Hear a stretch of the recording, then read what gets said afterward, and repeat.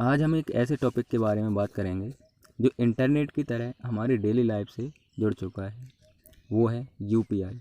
आज ज़्यादातर लोग मनी ट्रांसफ़र या ऑनलाइन ट्रांजैक्शन या ऑफलाइन ट्रांजैक्शंस जैसे किसी शॉप से कुछ ख़रीदने के लिए यूपीआई ट्रांजैक्शन का उपयोग करते हैं, बिना इसके फ़ायदे या नुकसान के जाने।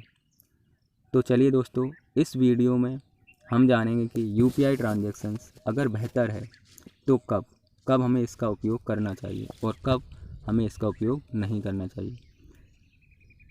इसी तरह दूसरा विकल्प है हमारे पास ऑनलाइन बैंकिंग या इंटरनेट बैंकिंग का, जो सीधे हमारे बैंक द्वारा किसी ऐप या वेबसाइट द्वारा यह सुविधा हमें दी जाती है, जैसे कि एसबीआई का यूनो ऐप, जो कि एक बेहतर विकल्प है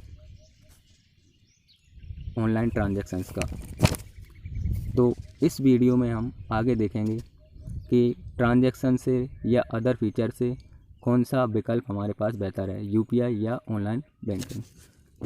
अगर आपने ट्रांजैक्शन किया और उसमें अगर कोई प्रॉब्लम आ गई तब क्या हुआ। तो अगर आप यूपीआई ट्रांजैक्शंस करते हैं तो यहाँ पे आपके लिए थर्ड पार्टी ऐप ही जिम्मेदार है आपके ट्रांजैक्शंस के लिए। यहाँ पे बैंक आपके इस किसी भी ट्रांजैक्शन फेल्यूर के लिए जिम्मेदार नहीं है। अगर आपने ट्रांजैक्शन पेटीएम से किया है तो यहाँ पे पेटीएम ही जिम्मेदार है। अगर आपने फ़ोनपे से किया है तो फ़ोनपे, गूगल पे से किया है तो गूगल पे, या अदर कोई भी किसी भी यूपीआई जो प्रोवाइड करने वाला प्लेटफॉर्म है उससे आपने ट्रांजैक्शन किया है तो वही उसके लिए ज़िम्मेदार है। बैंक इसके लिए ज़िम्मेदार नहीं है। आपका पैसा कितने दिन में आएगा, कब आएगा, नहीं आएगा, या कोई भी प्रॉब्लम होती है तो उसके लिए आपका ऐप ही ज़िम्मेदार है, जैसे कि पेटीएम ऐप या फ़ोनपे या जो भी कंपनी जिसका प्लेटफॉर्म आपने यूज किया है यूपीआई ट्रांजैक्शन करने के लिए।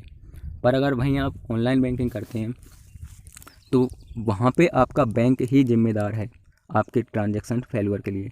आप उनसे बात करेंगे, उनको कॉल करेंगे तो वो आपको बताएंगे कि आपका ट्रांजैक्शंस किस कारण से फेल हुआ है, और वो जो पैसा आपका नहीं पहुँच पाया है या कहीं पे भी कोई प्रॉब्लम से उसमें दिक्कत आई है तो वो खुद बैंक आपको बताएगा कि ये प्रॉब्लम आई है और इतने दिन में पैसा आपका रिटर्न आ जाएगा या जिसे भेजा है उस तक पहुंच जाएगा। तो इसलिए ये एक ट्रस्टवर्थी प्लेटफॉर्म है ऑनलाइन बैंकिंग, जहां आप ट्रांजैक्शंस करते हो तो आपको बेनिफिट ही रहेगा। लेकिन यहाँ पे ये एक प्रॉब्लम हो जाती है कि अगर आपको किसी ज़रूरी काम से तुरंत के तुरंत पैसे चाहिए और तो वहाँ पे अगर वो अटक जाता है तो आपका पैसा कितने दिन तक रुक जाए इसका कोई निश्चित टाइम तो फिक्स कर रखा है, पर उतने टाइम में वो हो नहीं पाता। ठीक है, क्योंकि प्रैक्टिकल अलग रहता है और थ्योरेटिकल बोली गई बातें थोड़ी अलग हो जाती हैं। चलो तो फिर नेक्स्ट देखते हैं। नेक्स्ट है कि यहाँ पे हमें एक यूपीआई का बड़ा फ़ायदा मिलता है, और वो है कि यहाँ पे हमको कोई बेनिफिशियरी ऐड नहीं करना पड़ता। यहाँ पे हम वर्चुअल पेमेंट नेटवर्क का यूज करते हैं, वीपीएन का, उसका यूज करके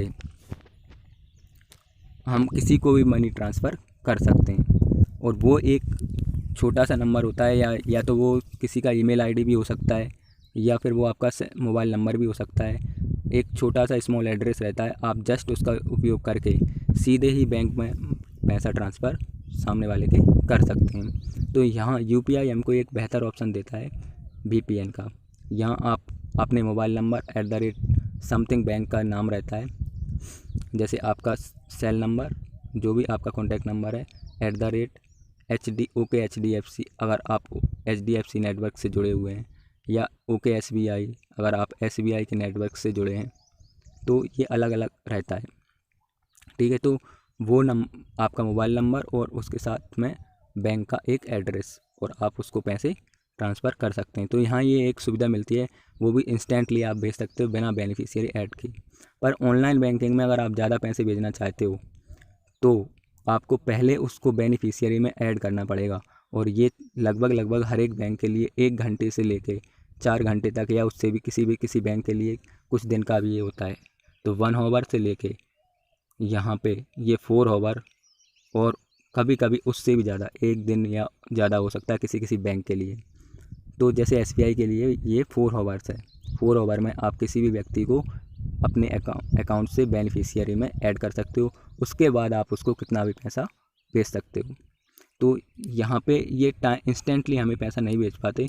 हाँ, कुछ बैंक जैसे SBI है, HDFC है, ICICI बैंक है, येस बैंक है, ये जो बैंक हैं वो इंस्टेंट पेमेंट का ऑप्शन देते हैं, पर उस पर लिमिट लगा रखी होती है कि आप सिर्फ इंस्टेंट पेमेंट में सिर्फ 10,000 रुपये या 20,000 रुपये या 1 लाख रुपये इतने ही पैसे भेज सकते हो, इससे ज़्यादा नहीं। तो यहाँ पे हमें UPI एक अच्छा विकल्प मिलता है। अगर हमें थोड़े से पैसे भेजने हैं तो हम फास्टली यहाँ पे ट्रांजैक्शंस कर सकते हैं, वो भी सिर्फ VPN का यूज करके। ठीक है, तो चलो नेक्स्ट देखते हैं। अब यहाँ पे अदर फैसिलिटी जो मिलती हैं वो क्या मिलती हैं और कैसे मिलती हैं। ठीक है, तो UPI जो नेटवर्क है वहाँ पे हम मैक्सिमम, जैसे गूगल पे है या फ़ोनपे है या पेटीएम है, यहाँ पे हमें डायरेक्टली जो बेनिफिट्स मिलते हैं वो सिर्फ बिल पेमेंट के और रिचार्ज के ऑप्शंस मिले हुए रहते हैं। हम डायरेक्टली रिचार्ज कर सकते हैं या बिल पेमेंट कर सकते हैं। अदर बेनिफिट जैसे कि ऑनलाइन शॉपिंग का या अदर कुछ भी, वो हम उसी प्लेटफॉर्म पे जाके UPI का ऑप्शन सिलेक्ट करके कर पाते हैं, लेकिन वो हमें सीधे ही उस वेबसाइट पे नहीं मिलता। लेकिन ऑनलाइन बैंकिंग में हमको ये एक बेनिफिट मिलता है कि हम जो भी बैंकिंग फैसिलिटीज़ हैं जिसे हम घर बैठे ही अवेल कर सकते हैं, वो सारी फैसिलिटी हमें मिल जाती हैं। बिल पेमेंट रिचार्ज तो हम कर ही सकते हैं इस ऐप से भी, यहाँ भी इसका उपयोग कर सकते हैं। पर यहाँ पे हम ATM कार्ड, अगर हमें नया ATM कार्ड बनवाना है तो हम उसके लिए भी अप्लाई कर सकते हैं और हमें नया ATM कार्ड बन के आ जाएगा घर बैठे ही। हमें बैंक में जाने की ज़रूरत नहीं है। ATM को ब्लॉक करना चाहते हैं, अगर हमारा ATM खो गया है तो भी हम यहीं पे घर बैठे ही, हमें बैंक जाने की ज़रूरत नहीं है। न्यू पिन जनरेशन, अगर ATM पिन का हमें पिन जनरेट करना है तो हमें कुछ बैंक के केस में हमें बैंक ATM जाने की भी ज़रूरत नहीं है, हम घर बैठे ही उसका पिन जनरेशन कर सकते हैं। जैसे SBI में यह सुविधा मिली होती है कि आप अगर इंटरनेट बैंकिंग चलाते हो तो आप घर बैठे ही आपके ATM का पिन जनरेट कर सकते हो। आप अपनी चेक बुक मंगवा सकते हो। दूसरा सबसे बड़ा ऑप्शन यहाँ पे हमको मिलता है पासबुक का। यहाँ पे हम हमारे कितने ट्रांजैक्शंस किए हुए हैं वो हम हमारी पासबुक में देख सकते हैं। यहाँ हमारे पास हमारे सारे ट्रांजैक्शंस की ईयरली या उससे पहले भी जितने भी ट्रांजैक्शन अब तक हमने किए हैं उनकी पूरी लिस्ट आ जाती है, जो हम बैंक में जाके प्रिंट करवाते हैं वो हमें घर बैठे ही मिल जाती है। हम बैलेंस देखना चाहते हैं कि हमारे अकाउंट में कितना बैलेंस है, कितना पैसा कहाँ से आया है, वो सारी व्यवस्थाएं हम ऑनलाइन बैंकिंग में देख सकते हैं। और भी जो भी बैंकिंग फैसिलिटीज़ जो हम बैंक जा कर के पूछते हैं या जो उन दिन का फ़ायदा हम बैंक में जाकर मैनेजर से या जो भी वहाँ पे क्लर्क वगैरह होते हैं उनसे हम पूछते हैं, वो सारी फैसिलिटी हमें यहीं घर बैठे ही ऑनलाइन बैंकिंग से मिल जाती हैं। ये लगभग सभी बैंकिंग प्लेटफॉर्म पर होती हैं, पर कुछ बैंकिंग प्लेटफॉर्म पर जैसे पिन जनरेशन ऐसी फैसिलिटी नहीं रहती। ATM के लिए अप्लाई करने के लिए फैसिलिटी लगभग सभी बैंकिंग के ऐप पर होती हैं। दूसरा, हम लोन के लिए भी अप्लाई कर सकते हैं। अगर हमें बैंक ऑनलाइन अगर हमारा ID है तो वो हमें ऑफ़र देता रहता है कि आप इस ऑफ़र के लिए एलिजिबल हैं, इसके लिए एलिजिबल हैं, अगर आप चाहते हो तो आप इस लोन को ले लें। तीसरा, आजकल जो बैंकिंग सेक्टर है वो डायरेक्टली पार्टनरशिप करता है, जैसे फ्लिपकार्ट से कर लिया या कुछ टाइम के लिए अमेजन से कर लिया या अदर किसी और वेबसाइट से कर लिया है, तो वो वहाँ पे हमें कैशबैक रिसीव का ऑप्शन देते हैं। हम डायरेक्टली बैंक के ऐप पर जाकर सीधे ही वो ऑफ़र हम सिलेक्ट कर सकते हैं और ऑनलाइन बैंकिंग के द्वारा हम अपना पैसा भी बचा सकते हैं किसी भी वस्तु को या किसी भी चीज़ को बाई करने में। ठीक है, पर ऐसा कुछ ऑप्शन हमें UPI में देखने को नहीं मिलता, तो इसलिए भी ऑनलाइन बैंकिंग बेहतर है UPI के रिस्पेक्ट में, क्योंकि यहाँ हमें सारी बैंकिंग फैसिलिटी हमारे घर बैठे ही मिल जाती हैं। पर UPI में ऐसा नहीं है। हम यहाँ सिर्फ बैलेंस चेक तो कर सकते हैं UPI में, पर हम ये नहीं पता कर सकते कि वो पैसा जो आया है या गया है वो किस चीज़ में गया है, क्योंकि हमारे पास पासबुक नहीं मिल पाती यहाँ UPI में, और यहाँ पे हमें पासबुक मिल जाती है तो हमें पता चल जाता है कि जो पैसा आया है वो कहाँ से आया, और जो पैसा अगर कोई कटा है हमारा, बैंक ने काट लिया या किसी और जगह पे किसी गलती से चला गया, तो वो पैसा कहाँ गया है, वो सारी फैसिलिटी हमें यहीं घर बैठे ही मिल जाती हैं। तो इसलिए ऑनलाइन बैंकिंग, वो चाहे ऐप के थ्रू या किसी ऑनलाइन बैंक के उस पर बैंक की वेबसाइट पे जाकर हो। तीसरा रहता है ऐप का। अगर आप यूपीआई का यूज करना चाहते हो तो आपको आपके सेल में यूपीआई का ऐप डाउनलोड करना ही पड़ेगा। अगर आप यूपीआई ऐप का ऐप आपने डाउनलोड नहीं किया है तो यूपीआई वर्क नहीं करेगा। और यहाँ ऐसी कोई भी व्यवस्था नहीं है। अगर आपने किसी ऑनलाइन बैंकिंग का ऐप डाउनलोड नहीं भी किया है तो भी आप ऑनलाइन बैंकिंग फैसिलिटी ले सकते हो। ठीक है, ठीक। अब हम देखते हैं एक और स्लाइड जो है, you can make any transaction if your phone is not with you. अगर आपके पास आपका फ़ोन नहीं है तब भी आप इंटरनेट बैंकिंग का यूज करके कोई भी ट्रांजेक्शन्स कर सकते हो, है ना। और नहीं कर सकते, सॉरी, यूपीआई में आप ये काम नहीं कर सकते कि आपके पास अगर आपका फ़ोन नहीं है जिसमें कि यूपीआई ऐप आपने डाउनलोड कर रखा है, वो आपके पास नहीं है, आपसे दूर है, तो आप यूपीआई ट्रांजैक्शंस नहीं कर सकते।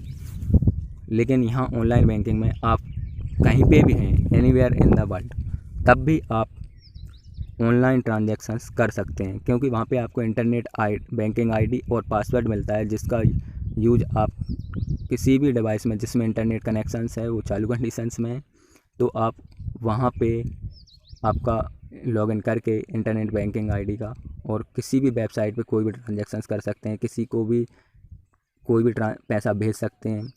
तो ये फैसिलिटी एक हमें मिलती है सबसे, जो कि एक बेहतरीन फैसिलिटी है। अगर आपके पास आपका सेल फ़ोन नहीं है तो आप यूपीआई के थ्रू कोई भी मनी ट्रांसफ़र नहीं कर सकते, कोई भी रिचार्ज वगैरह कुछ भी नहीं कर सकते। यूपीआई जो भी फैसिलिटी देता है, अगर आपके पास आपका सेल फ़ोन नहीं है या सेल फ़ोन में वो सिम नहीं है, आपकी सिम खो जाती है, तो भी आप यूपीआई से कोई भी ट्रांजैक्शंस नहीं कर सकते। यूपीआई के जो भी फ़ायदे हैं वो सब आपके फ़ायदे नहीं रह जाते।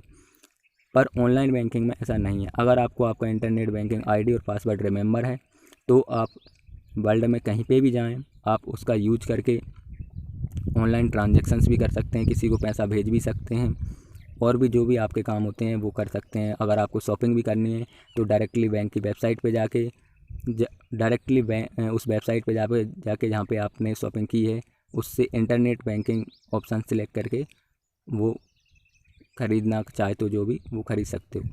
तो यहाँ पे ऑनलाइन बैंकिंग एक बेहतर विकल्प होता है कि आप कहीं पे भी जाएं, आपको यह प्रॉब्लम नहीं होगी कि आपको ऐप डाउनलोड करना पड़ेगा।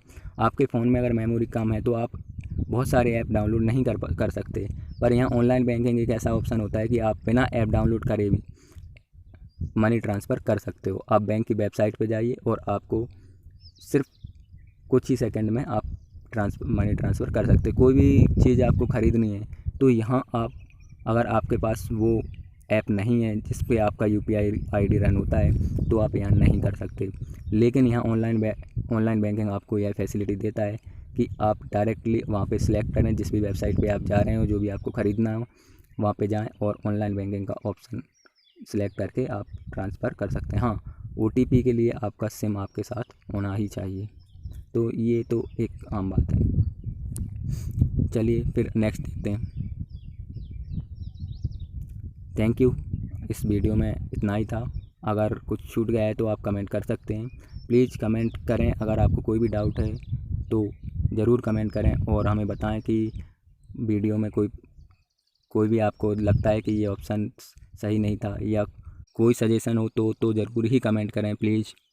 दूसरा, अगर आपको वीडियो इन्फॉर्मेटिव लगी हो, आपका नॉलेज गेन हुआ हो, तो प्लीज़ हमारे चैनल को ज़रूर सब्सक्राइब करें, क्योंकि हमारे बेहतर वीडियो जो आप तक पहुँचें इसके लिए आपको सब्सक्राइब करना चैनल को ज़रूरी है। तो इस चैनल को सब्सक्राइब ज़रूर करें। हमारा नेक्स्ट वीडियो भी बैंकिंग सेक्टर के ऊपर ही है कि आप सिक्योरली पेमेंट करें। ठीक है, तो हमारे उस वीडियो को देखने के लिए भी आप चैनल को सब्सक्राइब करें, वो वीडियो जल्दी ही आने वाला है। प्लीज़ लाइक करें अगर आपको पसंद आया हो तो। Thank you again. मिलते हैं नेक्स्ट वीडियो में।